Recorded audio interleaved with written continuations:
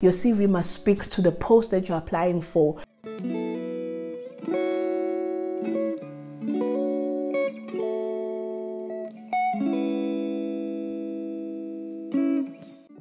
Hi guys, welcome to my channel. I hope that you are doing well. My name is Jennifer. I do hope that you stick around if you are new here. But for those who have been here from the beginning or who have joined us along the way, please know that I appreciate each and every one of you. This channel wouldn't be where it is without you guys. But today we're looking at my career. If you do not know, I work in government as a senior administration officer. But before we get into the career questions that I want to look at, because I did get a comment a while ago that asked that, can you share how you got where you are, your career and all the stuff, because she had been looking for jobs in government and she hasn't been having any luck about it. And so I wanted to do this sit down video just to look at my qualifications, what I have in terms of experience, and maybe some tips that I can have for you guys. But before we get into that segment of the video, recently we went on a work trip, which I don't normally go at. I don't normally get invited to go on work trips, and that is because I always think that I'm on a lower level and normally it is the managers that go on travel trips. However, this time around I got that opportunity, and so I'm just gonna insert that part first of the hotel that we stayed in. Now we were actually visiting University of Mpumalanga, and University of Mpumalanga happens to have a campus hotel that the general public can access. Like, it's not only limited to academic staff and also students, but it is open to the public as well. So you can actually book a room and actually stay there. So I just wanted to show you that hotel because I think it's beautiful, and it is telling you because it was officially open on the 7th of April. And I know that if more people can see it, more people can be aware of it, it can be very useful, as I will share on the video there, but I will also say it now.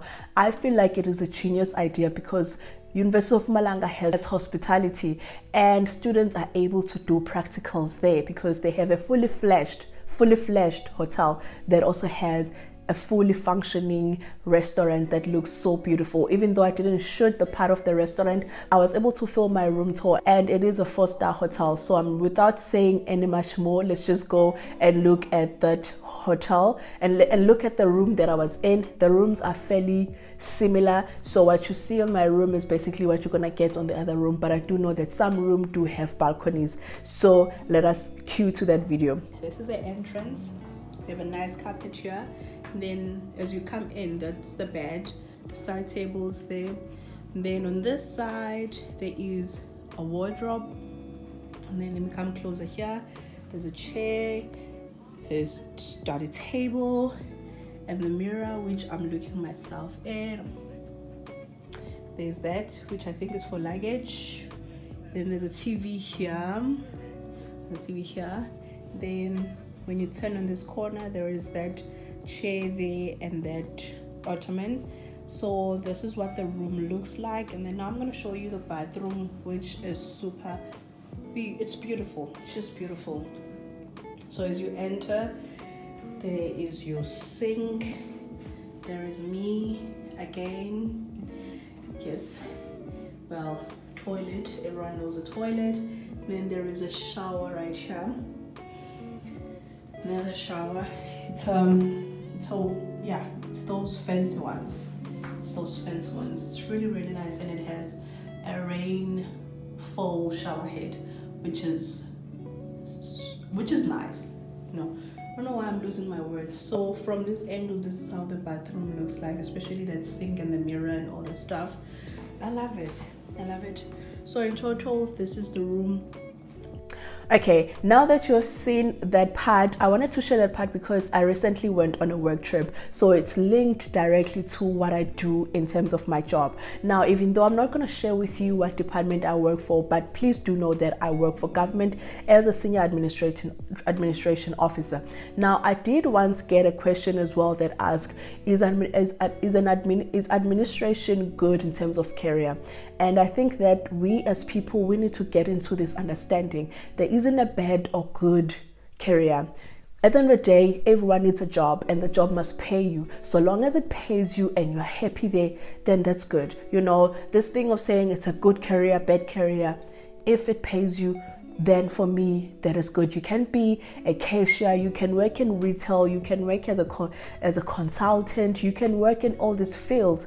But so long as you are happy and it pays your bill, then for me, that is it. Like this thing of saying, is it a good career or not? That is why we find so many people trying to get in these careers, and then you find that they get there and they struggle. Someone tries to do accounting, to become an accountant, they fail, they struggle, they spend so many years in varsity, and then you find that eventually NSFAS can't fund them because they've exceeded the N+2 rule. So you don't want to be one of those people. Just choose a career that works well with your personality. So for me, when I got to varsity, I wanted to do law, and then I wasn't accepted for law because I initially didn't apply for it. So how could they accept me for something that I didn't apply for? But I had this idea that I was going to start in the qualification that I was in, which is public administration, and that is where I am at in terms of graduation, or in terms of what qualification I hold. I hold a public administration qualification, and I have it until postgrad. So when I got there first year, I thought I was going to do 1 year in administration and then move into law. However, I realized that even administration was not an easy qualification to do. If I were to transfer to law, then I'll have to start again another year.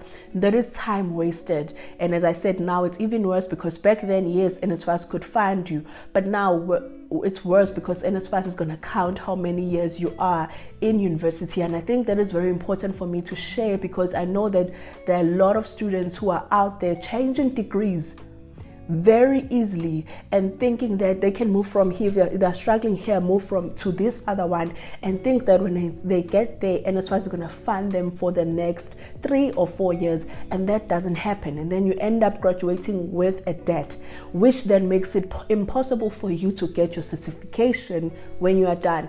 Then it's like you've wasted years. So I decided that I was not going to move into law. I'm just going to do my qualification. And I found that I was actually enjoying my qualification because it was something that is very practical, something that I could easily relate to, because I myself, I'm the public, you know, I'm the one that expect to receive these services. I'm the one that has been benefiting from these services for so many years, you know. And so seeing how government does it and the legislations and policies that govern governance, it kind of made it very interesting for me. And so that is why I decided to continue with it, you know.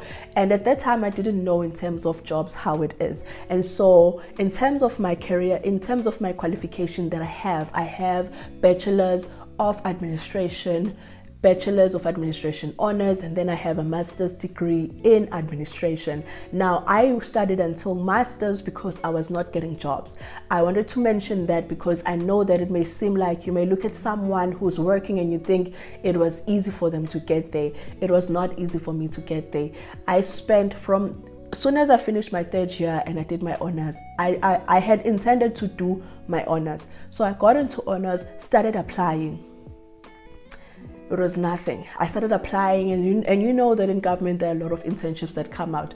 Applied for internships, nothing. I applied, nothing, you guys. Like, I was not getting calls. I was not getting calls for any test. I was not getting calls for any interviews, nothing.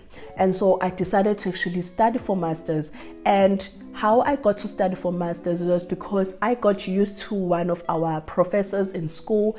And this lady was very friendly towards me. So I used to go to her and ask for advice for some of my academic assignments. And she would advise me. And I would also talk to her about things that spark interest in me.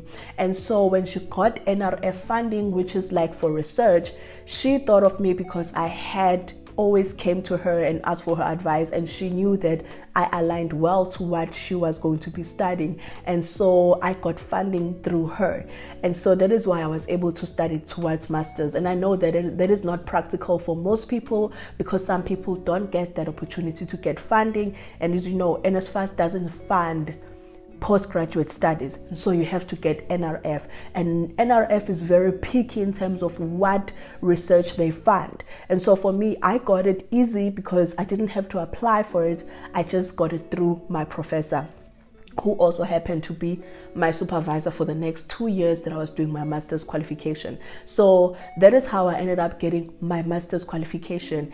And if it wasn't for her funding, I don't think I would have done it. Because as I said, NSFAS doesn't fund postgraduate studies. And so if you want to do postgraduate studies, please look into NRF. That is the only way that you're going to do it. Or you can look in, if you are working, then try to find a bursary in your working environment. So that is how I did my master's.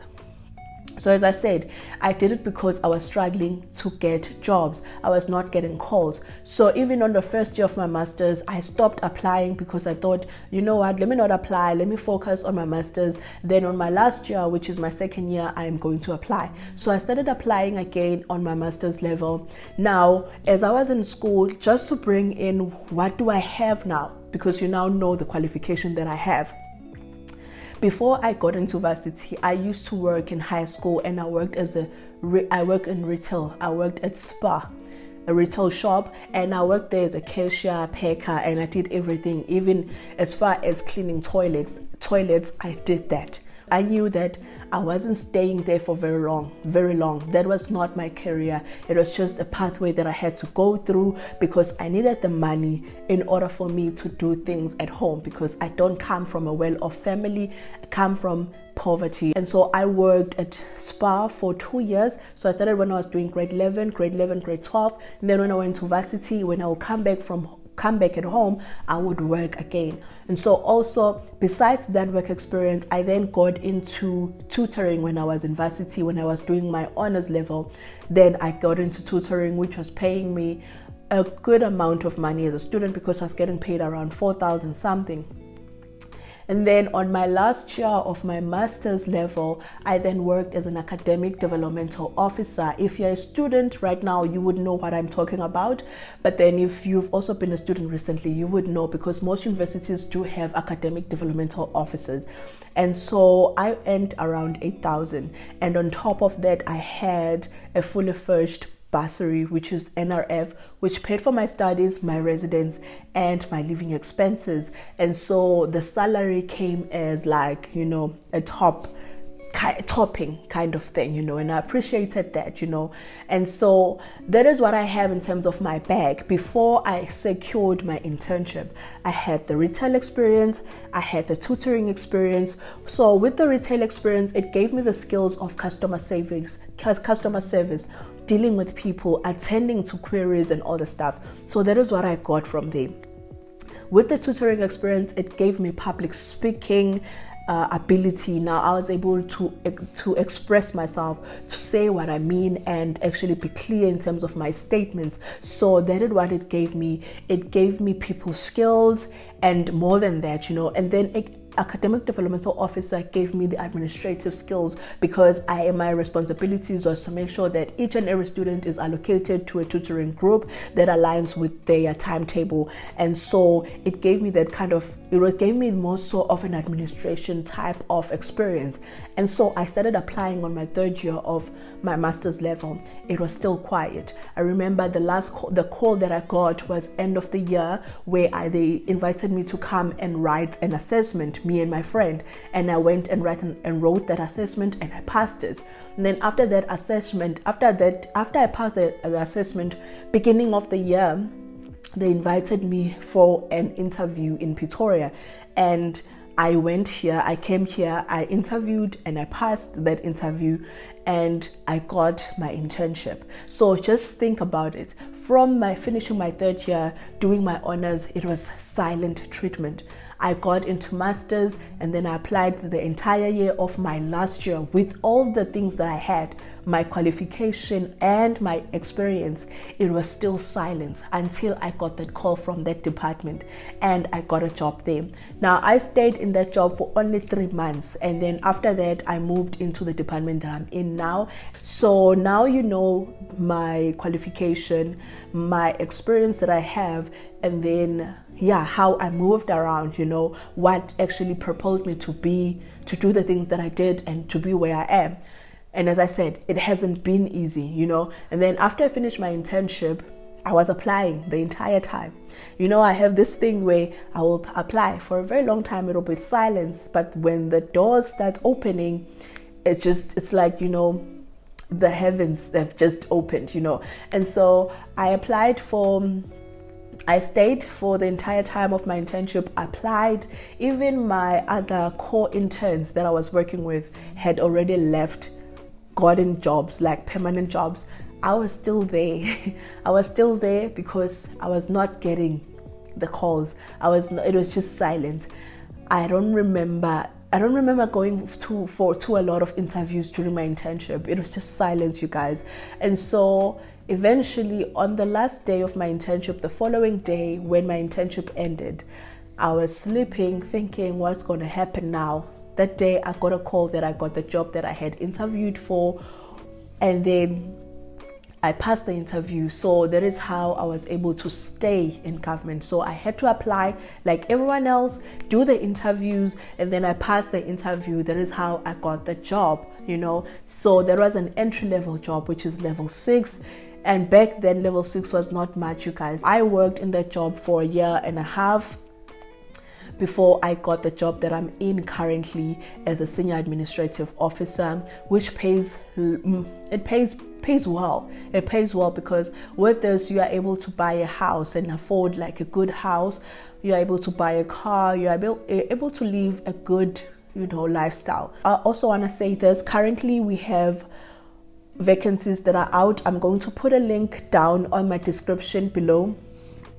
Please, if you're looking for jobs right now, please apply for those jobs because they start from as low like level 5 going up. So those vacancies are closing on the 17th of June, and this video, when it comes out, you still have enough time to apply. And now remember, if you're applying for government, you don't need to certify your documents. You can just use your ID, your qualifications, and don't certify them. Don't do this thing of having to stand on queues in police stations, try to get your documents certified. Just attach them, do your CV. And also, I was talking to my supervisor asking, is a cover letter important when you're applying? And she said that for her, even though it's not highly important in government, but for her as a person that sits in a lot of shortlisting, it's important because it gives you an edge in your application, because there you have to explain why are you applying for this job, why do you think you qualify for it. So instantly from that cover letter, they can get a full view of your CV before they even reach your CV, you know. And so if you can do a cover letter, do a proper CV. A CV, guys, if I'm saying proper CV, I don't mean these things that we do lately when we write CVs. Do a proper CV, a CV that is tailor-made for the position that you're applying for. So I know sometimes if you're applying for entry level, we just do one CV and we put it out there. But let's say, for instance, some of the posts that you're applying for are on customer service. Do a CV for those ones. And then maybe some of the CVs that you're applying for are more so on the office admin. Do a specific CV for that one. When I say specific CV, it doesn't mean that you have to omit a lot of things, but it means to say your CV must speak to the post that you're applying for. So don't put 1,000 duties that are there that don't relate to the job that you're applying for. Make sure that the duties that are there speak to how you qualify for the job. I'm not an HR expert, but I did do HR at school, and with my time working in government and also being part of some shortlistings in government, I've gotten a full view of what people look for when they're shortlisting. They don't want someone that will waste their time. So don't do CVs for 3 and 4 pages. 4 pages is too long. 3 pages acceptable, but try to keep it to 2 pages. Even I myself, I have a lot of experience under my belt. I have a lot of qualifications, but I'm still able to keep my CV to 2 pages, maximum 3 pages, you know. So please do not waste people's time. So make sure that your CV speaks to the job that you're applying for, because if it speaks to everything, it's easy for them to not see how you qualify, because now they have to spend extra time trying to sift through your CV to see how you qualify. So try to make sure that your CV speaks to the job that you're applying for. So if you can, then have a cover letter with the title there that has the job, the title of the job, and also the reference number, and then explain there why do you think you qualify for the job. Now when you're writing a cover letter, you are basically summarizing your CV but saying this is why I'm applying for this job. So as she said, not everyone is going to look at that and be impressed, but someone in that panel, you may never know who's looking at your CV. So you want to make sure that your CV stands out. And also another thing, if it's possible, if you can properly present your CV, so have a hard paper on the back and then have a clear paper on top, and actually bind it or clip it with a stapler. Don't just clip it once, clip it maybe 3 times and make sure that it's secured, but find a way to properly present your CV. And it's not that you are doing it for anyone, you are doing it for yourself. And trust me, for the people that are sitting and shortlisting, it might give you an edge because most people don't do that. So instantly when your CV comes properly presented, it gives you an edge. Now remember, the first page will be your Z33, which you must initial at the bottom. If you're not using those ones, then it's not going to count. So your Z83 must be initialed on the bottom, and then come with your cover letter, then your CV, your qualification, your ID. That is how you present your CV. Do that and make sure that it's nicely presented, properly typed. Don't use caps lock. Remember, if you are using caps lock, it's like you are shouting, and it's not easy to read when it's just all capital letters. Capital letters are used to emphasize something. So let's say, for instance, for your titles, you use capital letters, but then for the bodies, you use small letters. And please use New Times Romans, Times New Romans. Don't use anything else. Maybe you can use Calibri, but try to stick to Times New Romans 1.5 spacing and 12 font or 11 font. Don't go over 12, because then it's going to be too much. Keep your spacing. Make sure that you format your things very nice. I remember when I was shortlisting some of the posts, it will be so annoying for me to come across a CV that is written in capital letters only, a CV that doesn't entice you. When you read it, you get angry because you can't see everything. You can't see what someone is trying to tell you because you are disturbed by the font. You're disturbed by how someone presented their CV. Also, if it's possible, on your CV, have a small section that talks about the skills that you have in line with the job that you're applying for. So if they want someone with good telephonic etiquette, include something that has to do with communications in there and how you think your experience fits with what they have. If they want someone with computer skills, have something, talk about it and say, what computer skills do you have and how do they match with what, and how did you get them? You don't have to explain how they match with what they want, but you can just say, I have these and these computer skills and I got them through doing these jobs. So it then aligns it to your work experience. So by the time they get to your work experience, they know that, oh, when she was doing this, she also did this, then she will qualify because she has what we need. So there's always that section on adverts. So try and make sure that make sure that your CV speaks to the job that you're applying for, because it will go a long way for you. Trust and believe me, it will go a long way. And I'm speaking from something that I know, speaking from something that I've seen. And as I said, if you can write the cover letter, it's not a matter of that. It's not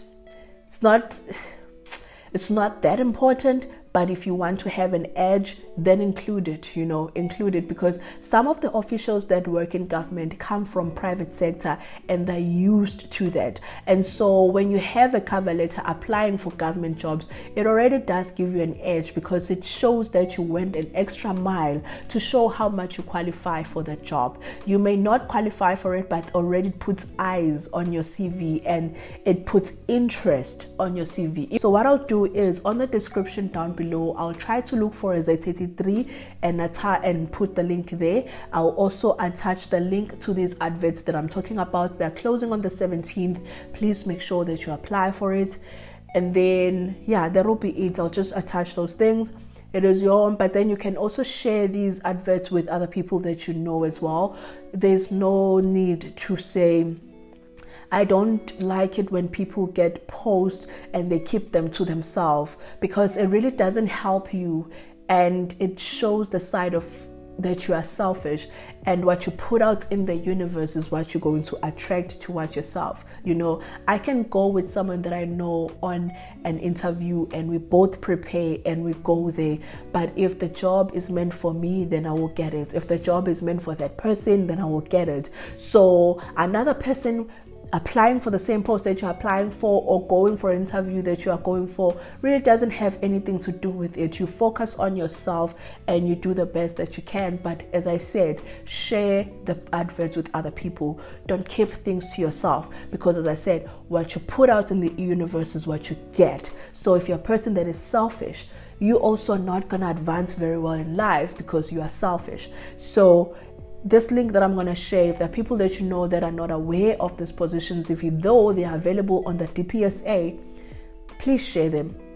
Share them with other people that you know that they're in need of jobs right now. They're also in need of advancing in their career right now. So with that being said, I'm going to close off this video right here, and really do hope that you guys found value in this video. This video was not so much so, I didn't want it for it to come across as me shining what I have and, you know, trying to look, oh, I don't know how to explain this. Words are just running out of my mind this morning, but I didn't want it to come across as Gatoba. So with that being said, I hope that you guys are doing great and that you guys found value in this video. Please do not forget to smash that like button. I'll really appreciate it. Until I see you on the next one, please take care and stay safe.